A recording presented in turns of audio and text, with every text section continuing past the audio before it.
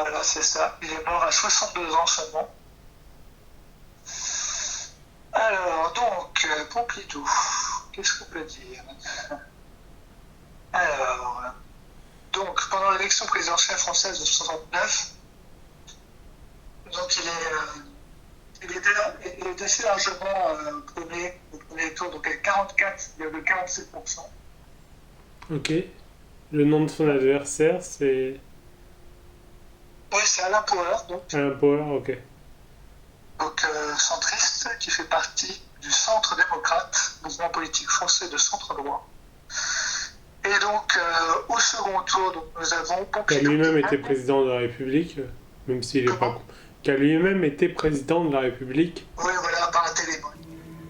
Je suis pas sûre que ce comportement soit très approprié, Monsieur le Président, par intérim. Voilà, c'est ça, tout à fait.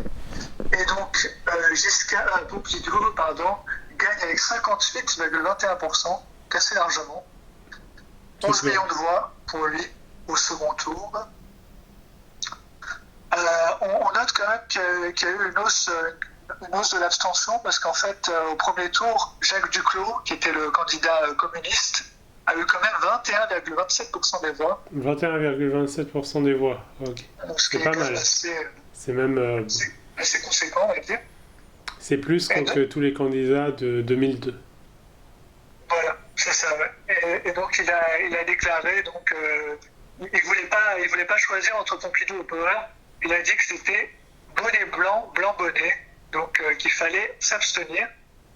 Et donc, il y a eu du coup une hausse de l'abstention parce que la plupart des communistes ne se sont pas déplacés pour ce second tour. Parce qu'ils estimaient que voilà, c'était la droite contre la droite. Et, en fait, les votants au premier tour, c'était 77,59% des inscrits. Ok, 77%. Ouais. Alors qu'au second tour, c'était 68,85%. D'accord, donc il y a 9% qui se sont Voilà, évaporés au second tour. voilà. Donc, alors, Pompidou, qu'est-ce qui le caractérise? Pour moi, déjà, ce qui le caractérise, c'est qu'il reste fidèle à l'esprit gaulliste. C'est le seul, pour moi, qui est resté fidèle à l'esprit gaulliste, en fait, parce que après, on aura des présidents qui se réclameront de l'héritage du gaullisme, et qui, pour moi, c'est notamment Chirac et Sarkozy. Encore plus Chirac, d'ailleurs, que Sarkozy. Mmh. Et alors que pour moi, au final, pour moi, ils sont plutôt des... Comme dirait Pascal Pro, attention aux mots que nous utilisons. Pour moi, Chirac est beaucoup plus proche d'un Giscard que d'un De Gaulle. Mais bon, ça, on en parlera un autre jour. Mmh. Donc, pourquoi il reste fidèle à l'esprit gaulliste, Pompidou? C'est vraiment un changement dans la continuité, on va dire. Au niveau de la politique internationale d'indépendance, ça reste très, très gaullien, avec cette politique vraiment d'équilibre. Même si on peut dire que ce qui le distingue par rapport à De Gaulle, c'est qu'il a un côté plus atlantiste, il est plus pro-américain que De Gaulle. De Gaulle, il s'est toujours un peu méfié des États-Unis, de l'influence des États-Unis sur la France. Pompidou, on va dire que ça le dérange moins, on va dire, il renforce cette alliance avec les États-Unis. Ok. Faut dire que, bon, de Gaulle, il faut le comprendre, c'est que Roosevelt se méfiait beaucoup de Gaulle, en fait. À la fin de la Seconde Guerre mondiale, en fait, Roosevelt, il pensait carrément que de Gaulle, il allait mettre un régime dictatorial en France, quoi, en fait. Ok. Le mettre en place. Donc, d'accord, pour le côté général ou tu vois. Ouais, le côté autoritaire, tout ça. Alors qu'au final, ce sera l'un des présidents les plus démocratiques, puisqu'il y aura, avec le référendum, tout ça. Voilà. Donc, ensuite, qu'est-ce qu'on peut dire? Donc, ouais, il a un côté un peu plus europhile que De Gaulle. Il est plus libéral aussi que De Gaulle, on va dire.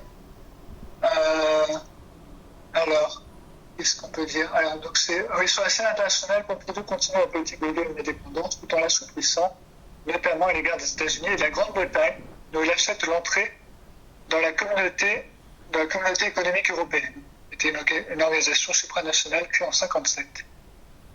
Alors, pour mener l'intégration économique. Alors, donc, il favorise l'industrialisation et la modernisation de l'agriculture. Il y a les premiers labels et appellations d'origine, notamment. En ce qui concerne la criminalité, il y a quand même, contrairement à Mandela de Gaulle, la criminalité augmente durant sa présidence, même si elle reste relativement basse. On a les chiffres là, donc quand même, donc c'était 20,38 pour 1000 en 69. Alors par rapport à l'économie, la France reste très prospère, nous sommes encore durant les 30 glorieuses. Le taux de chômage est très, très bas, moins de 3% de la population active. Ce qui fait à peu près. Combien de. Ouais, ça fait à peu près 400 000 chômeurs. 400 000 chômeurs, ok.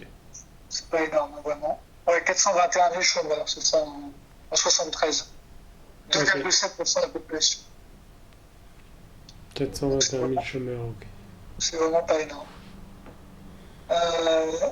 Et donc, il y a la décision de développer les investissements dans les programmes nucléaires afin d'assurer l'indépendance énergétique de la France.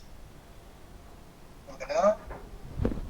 Ensuite, ce qui est important aussi sur le volet social, il y a la création du SMIC aussi, qui remplace c'est le salaire minimum interprofessionnel de croissance. Voilà. C'était.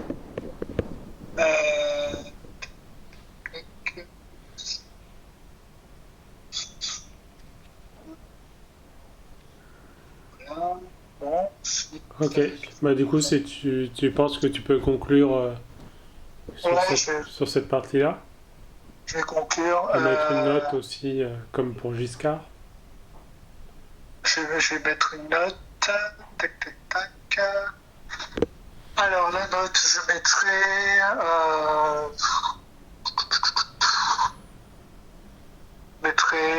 Attends.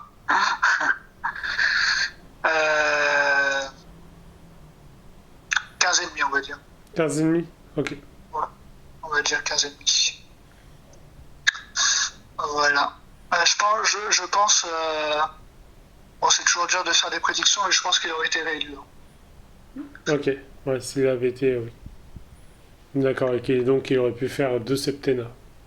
Ouais, je pense. Parce que il arrivait à. Je pense qu'il arrivait à réunir à peu près toutes les composantes de la droite, en fait. À la fois les gaullistes et les centristes. Et donc, du coup, je pense que ça aurait fonctionné et qu'il aurait eu un second mandat, je pense. D'accord, et donc ça aurait duré jusqu'en 1983 comme ça. Par contre, ça aurait été peut-être plus serré. Je pense que ça aurait été Mitterrand contre Pompidou, sûrement. Oui. Voilà, ça aurait été plus serré forcément qu'en 69. Bah du coup, attends. Tu veux dire en 76 ou en 83?